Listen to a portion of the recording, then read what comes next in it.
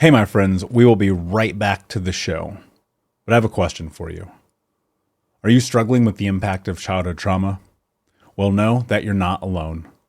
I'm here to let you know that I'm starting a brand new weekly coaching group that includes a year of life coaching, accountability, support, habit and goal setting, and more. I'm starting a waitlist for the group right now, and I'm only taking a handful of people. And I'll let you know that through this personalized coaching, we'll work together to help you understand how your childhood trauma has shaped your beliefs, behaviors, emotions, and will help you create a roadmap for healing and growth. Right now, you can schedule an absolutely free coaching session with me and get put on the wait list if you go to thinkunbroken.com.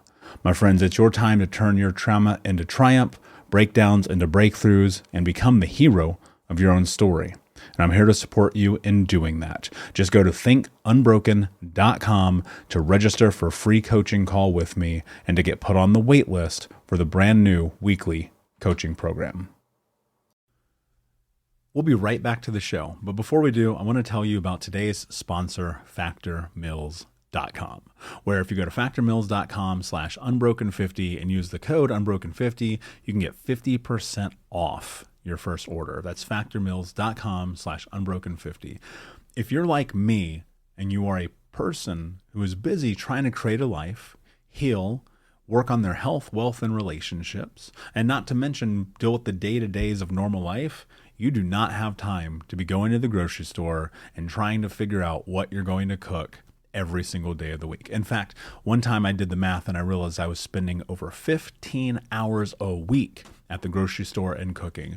When I added Factor, I got to use that time for myself, for my family, for my friends, for my community, and for my business. And so if you're in the place where you need some more support in the kitchen, head to factormeals.com/unbroken50 and use the code unbroken50 to get 50% off. Hey, my friends, we will be right back to the show. But I have a question for you.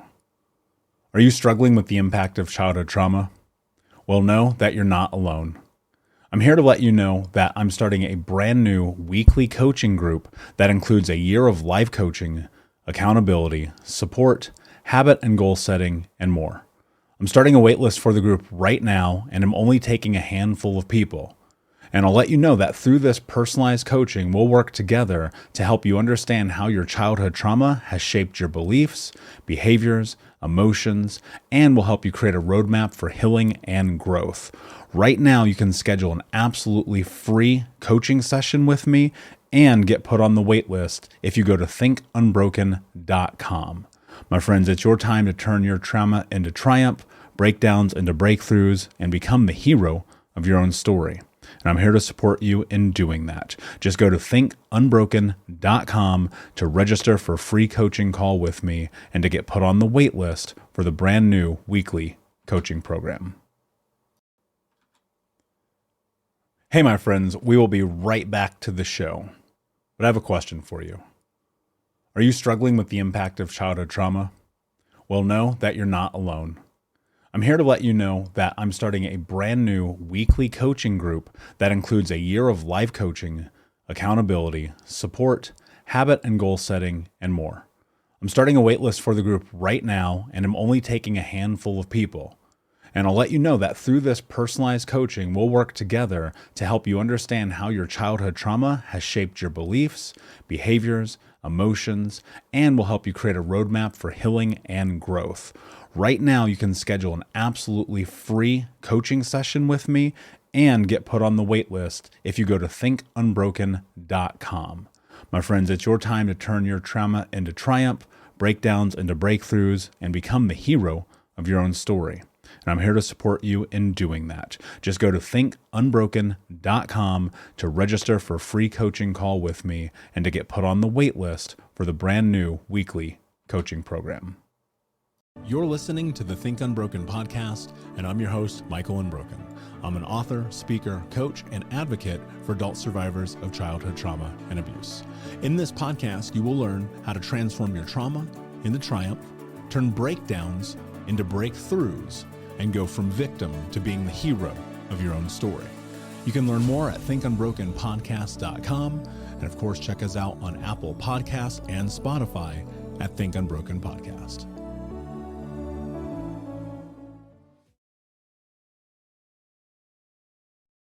Hey, what's up, Unbroken Nation? Hope that you're doing well. I was thinking about a question that I heard on a podcast earlier today. One that actually, in my own personal life, I've thought many times over. And that question is, did you have any happy childhood memory? And I thought about that question a lot. And actually, I thought about whether or not I even wanted to sit down and record this and share this with you. And the short of it is my answer to that question, not to sharing it, because obviously here. The thing that comes to mind is no.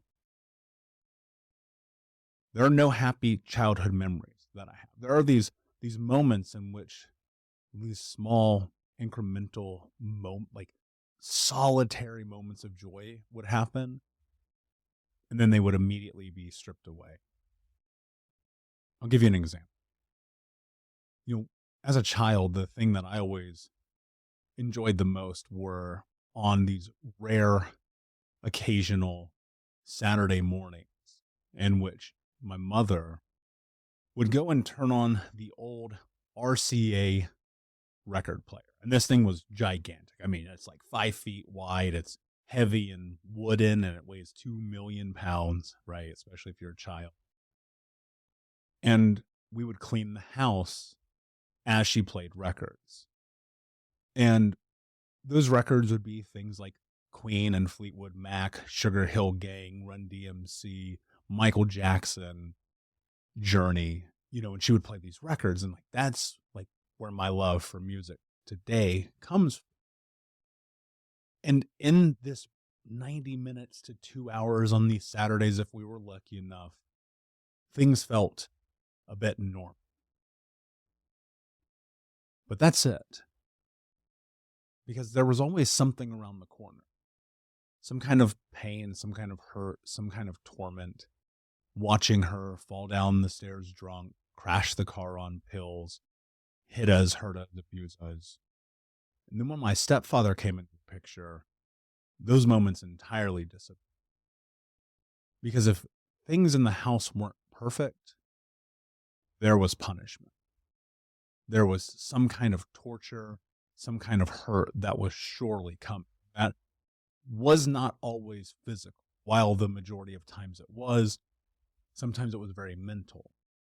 It was the mental torment, I think, that bullying from him particularly, that impacted my childhood the most. I distinctly remember these times as a kid where I'm I hate myself. And I hate myself because of what he is telling me I am. I'm a loser, I'm dumb, I'm not good enough. I mean, even on birthdays, on Christmas, on Mother's Day, there was always something. I remember one Easter, I was having trouble getting my shoes tied.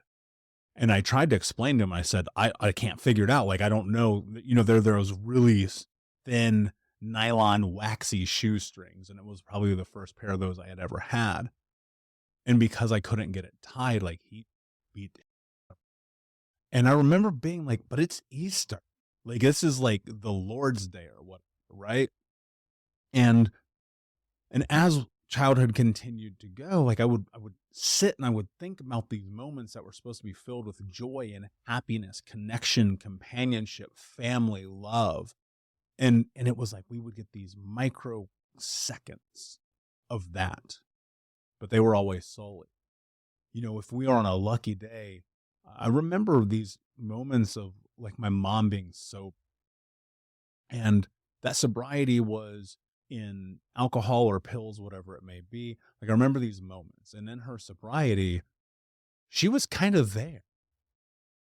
And what I'm going to say, I think, will only make sense to people who understand what it's like to have a parent, a family member, a friend, a lover be an addict, right? And so you would get these small little glimpses of who it is that she could. loving, caring, nourishing, compassionate, kind. And the second that she had that first drink or popped that first pill, it was like staring into the eyes of a ghost. It was looking down the barrel of the gun because I knew whatever was next was coming and it was inevitable. And even at a very young age, 8, 9, 10, 12 years old, I would sit and I would look at her and I'd be like, well, this day's over. And sometimes that would happen before I was even out of bed in the mornings. You could hear her screaming and thrashing about in the living room, fighting with my stepfather, getting into massive arguments, hitting each other, breaking things, yelling at us, pulling us and ripping us out of bed over nothing, things that seemingly brought no value to anyone. It was like this consummate battle. And on the really bad days, it would be them comboing, teaming up on my brothers, and the verbal torment was just unbelievable. And again, sometimes like the verbal was so much more difficult to deal with than the physical. And I learned how to turn off. I learned how to be a robot, to feel no emotion, to feel no pain, to exist as a physical entity and nothing more. Because there were these moments where the biological response mechanism just would kick in.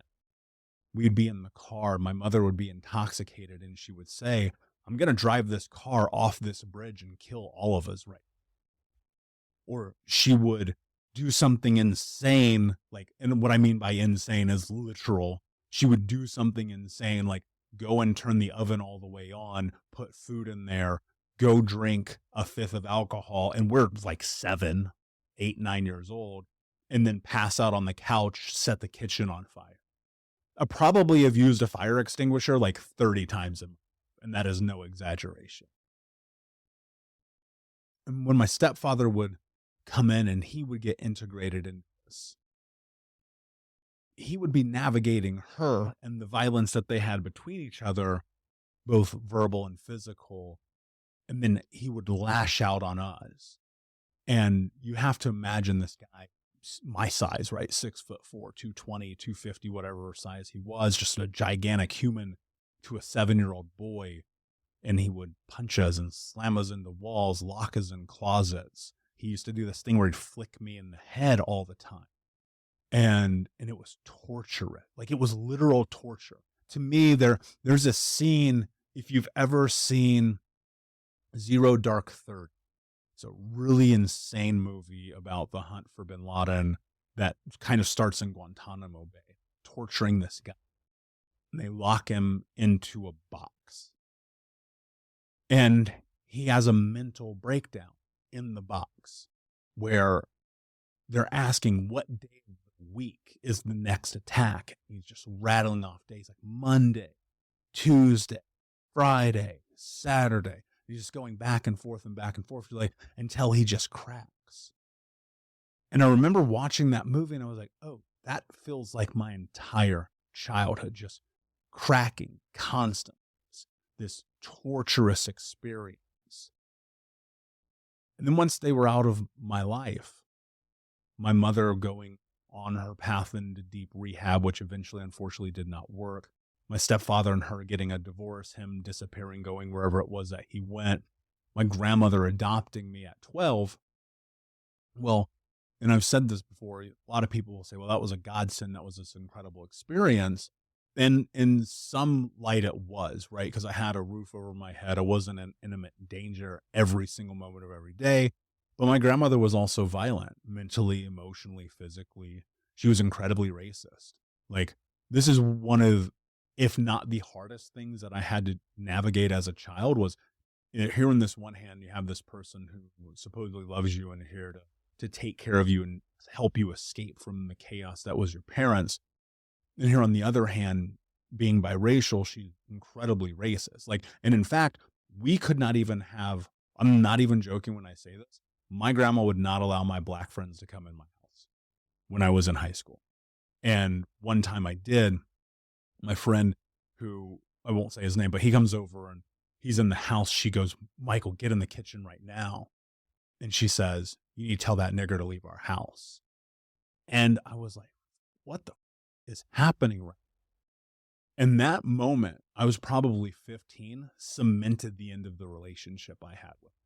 Now, while I still might have been in the home for a while, like everything else was just gone. So this furtherance of like stepping into this shell of a child continued to happen. We know this. We talk about this. It's a survival mechanism. So I would see this thing happen with my mother, my stepfather, grandmother, people. Like I would watch them turn into ghosts where it's like 1 second they're there and the next second they're not. The drugs, the alcohol, whatever that switches that existed in their brain would come in and they would be a different person. And as I sat in my therapist's office that day and he asked me that question, and then I heard that question again just now on this, I was literally listening to this podcast like 10 minutes ago. I had to pause it and come in here and sit down.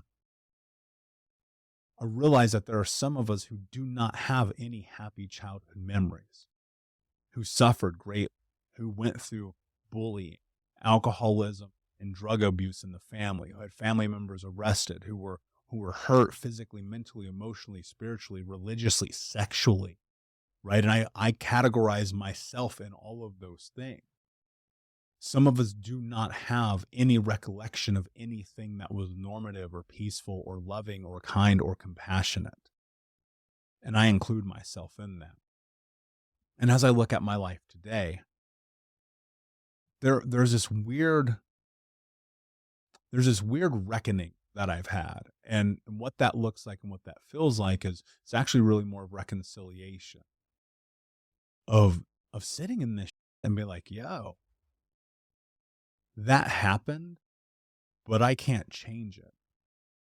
And the earliest parts of me, the youngest parts of me, I just try to remember to acknowledge the reality. And this changed my life forever. I don't have any control over this. There's nothing I can do about this. I do not get any say in any of this. And it's awful for all of us. And going through being bullied, not only in my own home, which like I categorize all of that as abuse, right? But being bullied in school, not only by peers and other kids, teachers, all of these things made me hate myself. I mean, that's what it comes down to. I don't have another way to phrase it. I hated the way that I looked, the way that I spoke, the way that like I existed in the world, the fact that I had these learning disabilities, the fact that I couldn't comprehend reality in the same way the other kids did, because I was obviously knowing now was so dissociated. And I look back on that, and this is going to be a really hard thing for most people to understand, but I'm going to say it anyway because it's just simply my truth. I'm glad those things happened so that I could be here having this conversation with you. But I also hate that it happened. You know, carrying the scars, carrying the memories, carrying the torment. There's something I share with the people that I coach. If you've ever come into group coaching or if you've been a one-on-one client with me, there's something I tell everyone who decides to walk this path, and it's very simple. This is the rest of your life journey. You will always be healing this. The traumas will dissipate an impact. I don't think they ever go away. I believe that. And, you know, I've had the fortune of speaking with incredible leaders in this space, like Dr. Gabor Mate, Caroline Leaf, Meryl Bouquet. I mean, the list goes on and on and on. And they all agree. And what I'll say is that because of those experiences of childhood of just this massive suffering, when I was 14, like I was done. I tried to kill myself. I didn't want to live anymore. I would go to bed at night praying that I didn't wake up the next morning. Like, I wanted nothing more than to not wait. God, if I could, at 14 years old, if you would ask me what is one thing that I wanted more than anything, it'd be like to not wake up, for this to all be over. And I took this bottle of Advil when my mom was passed out, trashed. We couldn't even get her up the stairs. So she had become pretty overweight. And when I was younger, I could help her kind of navigate, right? I became like this human crutch for her at times. And so did my brother. And this one particular night, she is so wasted. She falls and passes out like up the stairs vertically. Like she doesn't fall down them. And I'm trying to help get her up to get her to her room. And I just couldn't. And I started to just have this intense breakdown moment. And there was an album that had come out that I was listening to, and I won't say what. I don't know why I won't say. It's just something I've always kept for myself. But this album comes out, I'm listening to it, and the lyrics are going through my head, and I'm just thinking to myself, as I'm playing this one particular song on repeat for an hour, 2 hours, I have no idea, it's just on repeat in my little CD player, I was like, I'm done. I don't want this. And I went into the bathroom, into the medicine cabinet that we had, and I just grabbed this bottle of Advil, and I was like, this is the way out. And what I didn't know, or maybe it's just luck, I have no idea, but I didn't die. I just basically threw up all over the floor, passed out, and then woke up the next morning feeling really, really off. And then it was like, here we are again. Another day. The one wish I have to not be here has not been granted to. And it was miserable. It truly was. Like, and I know some of you guys can relate to this. And I'm not sharing this as a mental dump, but more so as I want to create context for what I'm leading into in just 1 second. I spent all this time alone, isolated, suffering, feeling obscure, unloved, unappreciated, that I don't matter, that the world is here to hurt me, to take from me, and drove me to insanity, right? That thing I talked about in terms of, I would look in the eyes of my mother, my grandmother, my stepfather, and it's like there's a ghost on the other side. Well, I became that ghost. And that moment at 14 was such a turning point for me, because that became the moment where I did not care anymore about life or death. The impact that I would have on people, the things I said, the things I did, the way I hurt people, running with guns, robbing people, hurting people physically, mentally, emotionally, breaking people's hearts, massive violence, like violence I can't even explain to you. And there was a moment I realized, like, oh, I'm communicating through what I've learned, right? I'm violent at that age because I learned violence was communication, violence is love. That's what it is. And that continued on for a long time. I didn't care about myself at all, because there were no moments in my childhood that said I matter. And I mean, even today, like, I think about that, what that's like as a child, knowing that so many of you understand this experience, and wanting to share mine with you. One, to let you know you're not alone in this. Like, I've said this before.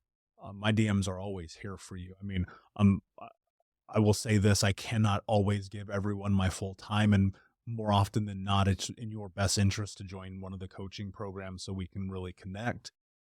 But I will always respond, and just because I want you to know you're not alone. As adults, I know there are teenagers that listen to this show. If you're hurting right now, DM me, please. Like, seriously. Michael and Broken, all the platforms. I will respond to you. No one on my team checks this but me. It is only me. And I want you to know also, and especially if you are now an adult and you're trying to navigate this, maybe this is the first episode of this podcast you've ever listened to. You've never heard my story before. Or maybe this is the 500th episode you listened. Either way, what I will say is, in the same way that I gave up on life, I found a way to not only embrace life, but learn to create the happy memories today. That in its own right is a challenge. I'll tell you that much. And a lot of it came through letting go. Something I've shared on the show before, which became really powerful. Like, I had to let go. I had to take these people out of my life. I had to go on my own journey. I had to step into the depths of who it was that I am, who I thought I could be. And ultimately, I think the most important thing that I had to do was I had to recognize that they were wrong, that I do matter, that I am important, that I am, whether or not it's to you, but to me. Like, I matter to me. I'm important to me. I love me. And if you can get to that place, and I've talked about that mirror moment in my journey so many times, I won't go into it, but if you can get into that mirror and you can stare at yourself and just say, I love you, it's going to suck, but your life will be different. And I want that for me and for you. And I want it for you, but I can't want it more than you want it for yourself. And all of those negative childhood memories, all of those experiences that you deserve, all the hurt, pain, the suffering, the moments that were stripped and sullied and taken away, I don't get those back. I can't do anything. And I could be tortured by it. Or I can heal it. And healing it isn't like there's no part of me ever that's not going to be not mad. I can't imagine a world in which I'm not going to feel some sort of emotion. But I've learned to control my emotional response, and in the way that it used to destroy me, literally just destroy me and send me down these spirals. I've realized, like, no, I can control this. I can be sad and I can cry, but I don't have to let it take me through a whole day, week, month, year. I can be happy, but not let that control me either. And it's like finding the stoic equilibrium, which has given me a lot of power and helped me take that power back. So as I listen to that, and I've sat in this, and I've shared this conversation with you, I just want you to know, like, there's more. Like, there's this whole other side of life. It's like, when you're at a restaurant and you see that room back there and all those people are in it, and sometimes you get in that room. That room might be contentment, happiness, joy, love, compassion. Right? Sometimes you can get in that room and you're looking at it. And if you're really paying attention, what you realize is there's actually another room in that room. And there's a very, very small number of people in that room, because there's always going to be another room. But in that room, there's another level. And that level, to me, and this is just my opinion on it, is self-love. And yes, you may not have had a good childhood. And yes, you may have felt tremendous pain and suffering in the same way that I did. But I will say this with full and unbridled certainty, that if you can learn to love yourself and walk through that other door, it makes those other moments a lot easier to navigate. So I'll leave you with this. I'm here for you. This community is here for you. Any way we can support you, you message me, you DM me, email me. It sucks. It does. I'm not taking that away from anybody. For me, a lot of times, there are days I'm like, cannot believe that happened. And I just remind myself that it's over. The worst thing I've ever went through has already happened. And so I might as well chase the greatness. Thank you for listening, my friends. And until next time, be unbroken. I'll see you. Thank you so much for listening to Think Unbroken. Please share this episode with someone who could use it and help us move forward in our mission of ending generational trauma in our lifetime. And if you would, please take 5 seconds to pop on iTunes or Spotify, hit that 5-star, leave a review, and you can also reach out to us on social at Michael Unbroken or at Think Unbroken. And of course, you can check out our YouTube channel at Think Unbroken. Thank you for being a part of Unbroken Nation, my friends, and until next time, be unbroken. Hey, my friends, we will be right back to the show. But I have a question for you. Are you struggling with the impact of childhood trauma? Well, know that you're not alone. I'm here to let you know that I'm starting a brand new weekly coaching group that includes a year of life coaching, accountability, support, habit and goal setting, and more. I'm starting a waitlist for the group right now, and I'm only taking a handful of people. And I'll let you know that through this personalized coaching, we'll work together to help you understand how your childhood trauma has shaped your beliefs, behaviors, emotions, and will help you create a roadmap for healing and growth. Right now, you can schedule an absolutely free coaching session with me and get put on the wait list if you go to thinkunbroken.com. My friends, it's your time to turn your trauma into triumph, breakdowns into breakthroughs, and become the hero of your own story.